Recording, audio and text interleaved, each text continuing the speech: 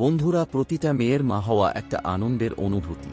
যদি একজন মহিলা গর্ভবতী হওয়ার কথা ভাবেন, তবে তাকে প্রথমে নিজের মাসিক চক্রের দিকে নজর দিতে হবে, কারণ ওভলিউশন হল গর্ভধারণ সংক্রান্ত সমস্ত সমস্যার উত্তর। একজন মহিলার ডিম্বাশয় থেকে ডিম্বাণু নিঃসরণকেই বলে ওভলিউশন। এই প্রক্রিয়া প্রতি মাসে একটা নির্দিষ্ট সময় হয়ে থাকে। এই সময়ের মধ্যে মহিলার শরীর থেকে নির্গত ডিমগুলি পুরুষের বীর্যের সাথে যদি মিলিত হয় তবে গর্ভধারণ সম্ভব। তাই এই সময় সহবাস করলে সহজেই গর্ভধারণ করা সম্ভব। আর নারী যদি মা হতে না চান তাহলে এই সময়কালটা সহবাস এড়িয়ে যেতে হবে।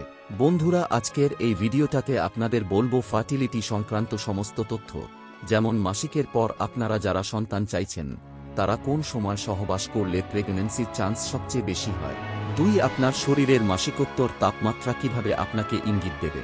3. সহবাস ও নিশ্চিত গর্ভধারণের জন্য কি করে ক্যালেন্ডারে নির্ণয় করবেন। 4. গর্ভধারণের জন্য কতবার আপনাকে সহবাস করতে হবে। 5. কোন পজিশনে সহবাস করলে গর্ভধারণের চান্স সবচেয়ে বেশি। কিন্তু বন্ধুরা, এই সব তথ্যগুলো জানার আগে আপনারা যদি আমার চ্যানেলে প্রথমবার এসে থাকেন তাহলে ভিডিওটাতে একটা লাইক দিয়ে চ্যানেলটাকে সাবস্ক্রাইব করে দিন। বন্ধুরা, সকলের মনে একটা প্রশ্ন থাকে, মাসিকের কতদিন পর সহবাস করলে সন্তান ধারণ করা সম্ভব। একজন পরিপূর্ণ নারীর মাসিকের পর শরীরে 4 ধরনের অবস্থা তৈরি হয়। এই 4 অবস্থার মধ্যে প্রথম 2 অবস্থা গর্ভধারণের সম্ভাবনা একদমই কম। তৃতীয় অবস্থা থেকে যদি শারীরিক মিলন হয় তাহলে গর্ভধারণের সম্ভাবনা বাড়ে। তবে কখন কোন অবস্থা চলছে সেটা জেনে নেওয়া কিন্তু আসল দরকার। এতে একজন নারী নিজেও বুঝতে পারবে তার মাসিক সময়টা ঠিক কখন। তাহলে চলুন এবার একে একে বুঝিয়ে বলি মাসিকের পর প্রথম অবস্থা সম্পর্কে। বন্ধুরা, মাসিকের পর যোনিতে সাদা স্রাব একদমই থাকে না। যোনিপথে শুকনো ড্রাই অবস্থায় সহবাস করলে গর্ভধারণের সাফল্যের হার মনে রাখবেন মাত্র 0.3%। নাম্বার 2, মাসিকের পর দ্বিতীয় অবস্থা বলতে বোঝায় এই সময় যোনিপথ হালকা ভেজা অনুভব হয়, কিন্তু সাদা স্রাব দেখা যায় না। এই সময় যদি কোন নারী পুরুষের মধ্যে শারীরিক মিলন করেন তাহলে তাতে গর্ভধারণের সম্ভাবনা একটু বাড়ে। তৃতীয় অবস্থা, এই অবস্থায় যোনিপথে সাদা স্রাবের পরিমাণ আরেকটু বাড়ে। এই ডিসচার্জটা বেশ ঘন আঠালো। 2 আঙ্গুলে যদি এই সাদা স্রাব দেখা যায় তাহলে এই সময় যদি মেলামেশা করা হয় তবে গর্ভধারণের সম্ভাবনা 25%। এরপর হচ্ছে মাসিকের পর চতুর্থ অবস্থা। এই অবস্থায় স্রাব আরেকটু পাতলা এবং পিচ্চ দেখতে স্বচ্ছ, অনেকটা ডিমের সাদা অংশের মতো 2 আঙ্গুলে মিলে। যদি এরকম দেখা যায় যে আঠার মতো সেটে রয়েছে তাহলে এই সময় গর্ভধারণের সম্ভাবনা কিন্তু ম্যাক্সিমাম বেড়ে হয় প্রায় 286%। মানে গর্ভধারণের সম্ভাবনা প্রায় 30%-এর কাছাকাছি চলে আসে। এবার বলি কিভাবে চতুর্থ অবস্থায় গর্ভধারণের পথে পা বাড়ানো যাবে। এই জায়গাটা খুব ইম্পর্টেন্ট।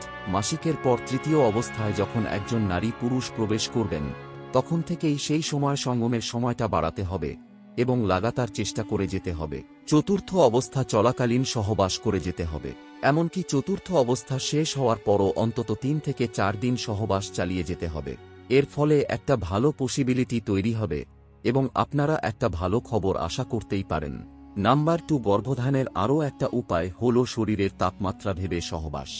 অনেকেই তাপমাত্রা মেপে সহবাস করার পদ্ধতিটি অনুসরণ করতে পারেন। মাসিকের শেষ দিকে শরীরের তাপমাত্রা সামান্য হলেও বেড়ে যায়। এই তাপমাত্রা এই সময় নারীর ডিম্বাণু ফ্যালোপিয়ান টিউবে এসে আশ্রয় নেয় এবং তা ফেটে যাওয়ার অপেক্ষায় থাকে। এই সময় ডিম্বাণুর সামনে যদি শুক্রাণু আসে বা মেলামেশা হয় তাতে গর্ভধারণের সম্ভাবনা কিন্তু বাড়ে। এবার বলি কিভাবে তাহলে তাপমাত্রা মেপে গর্ভধারণ পদ্ধতি অনুসরণ করবেন। খুব সিম্পল, এই ব্যাপারটা একটু বুঝলেই করতে পারবেন। মাসিকের পর যখন সাদা স্রাব শুরু হবে তখনই শরীরের তাপমাত্রা বাড়তে থাকে। প্রতিদিন 2 ডিগ্রি সেলসিয়াস বা 4 ডিগ্রি ফারেনহাইট মতো শরীরের তাপমাত্রা বাড়ে। মাসিক শুরু হলে নিয়ম করে তাপমাত্রা আস্তে আস্তে বাড়তে থাকবে এবং এই তাপমাত্রা বাড়ার আগে যদি দেখা যায় টানা 6 দিন এই তাপমাত্রা রয়েছে, তার আগে টানা 6 দিন তাপমাত্রা কম রয়েছে, তাহলে বুঝতে হবে শরীরের ফার্টাইল উইন্ডো খোলার সময় এসছে। মানে এই সময় ডিম্বাণু এসে ফ্যালোপিয়ান টিউবে আশ্রয় নেবে। টানা 6 দিন টেম্পারেচার কম থাকার পর টানা 3 দিন তাপমাত্রা বাড়তে হবে। যদি দেখা যায় একদিন তাপমাত্রা বাড়ল পরের দিন তাপমাত্রা কমে গেল তাহলে বুঝবেন যে ফার্টাইল উইন্ডো কাজ করেনি। একটা জিনিস মাথায় রাখতে হবে, মাসিকের পর 3 দিন কিন্তু তাপমাত্রা বাড়ার পর থেকেই ফাটা উইন্ডো কিন্তু ইনঅ্যাক্টিভ হয়ে যাবে।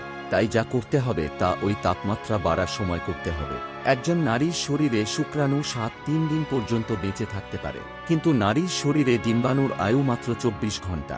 তাই ডিম্বাণু বের হওয়ার আগেই কিন্তু শুক্রাণুর প্রবেশ যদি নারী শরীরে ঘটে তাহলে সন্তান ধারণের ক্ষমতা অনেক বেড়ে যায়। সেই কারণে মাসিকের পর সাদাস্রাব শুরু হলেই তৃতীয় অবস্থায় যদি আগে থেকে শুক্রাণু নারীর শরীরে প্রবেশ ঘটতে থাকে তাহলে ডিম্বাণুর গতিপথের সামনে সে নিজেকে দাঁড় করিয়ে দিতে পারে। চিকিৎসাশাস্ত্রে এটাই হলো ফার্টাইল উইন্ডো।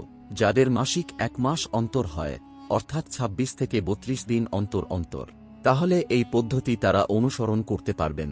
এতে মাসিক শুরু হওয়ার পর থেকে 8 নম্বর দিন থেকে 19 নম্বর দিন অবধি ফার্টাইল উইন্ডো আমরা সাদা বলে দেই। উদাহরণস্বরূপ একটা সহজ অঙ্ক বলে দিচ্ছি। মাসিক শুরু থেকে পরের মাসিক শুরু হওয়ার মধ্যে যে দিনের ব্যবধান সবচেয়ে কম সেটা নোট করুন। একইভাবে মাসিক শুরু থেকে পরের মাসিক মধ্যে দিনের ব্যবধান সবচেয়ে বেশি সেটাও নোট করুন। এবার সবচেয়ে ছোট সংখ্যার যে ব্যবধানটা পেয়েছেন সেখান থেকে 18 বিয়োগ করবেন, আর সবচেয়ে বেশি দিনের যে ব্যবধানটা পেয়েছেন সেখান থেকে 11 মাইনাস করবেন। আর পরের মাসিক শুরু হওয়ার সময় নতুন করে আবার দিনের হিসাব করতে হবে। গর্ভধারণের এই পদ্ধতিগুলো একটা সম্ভাব্য পদ্ধতি। এই পদ্ধতি এবার কতবার সঙ্গম করতে হবে, যদি এই সমস্ত পদ্ধতিগুলো আপনারা মেনে চলেন তাহলে একজন নারী ও পুরুষ অন্তত একদিন অন্তর সঙ্গম করে যেতে পারলে খুব বেশি হলে সন্তান ধারণের 1 বছর সময় লাগতে পারে। কিন্তু যদি 1 বছরও এই ফল না আসে তাহলে অবশ্যই চিকিৎসকের পরামর্শে যেতে হবে।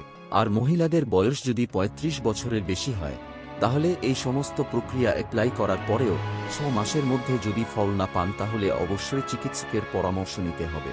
এবার হচ্ছে কোন পজিশনে করলে বেশি ভালো ফল পাওয়া যায়। মেডিকেল রিসার্চ সর্বাধিক চর্চিত সেগুলো হলো মিশনারি বা প্রচলিত, পুরুষ পেছন থেকে মিলন করলে, বা এটা কমিউনিটি গাইডলাইনের অধীন।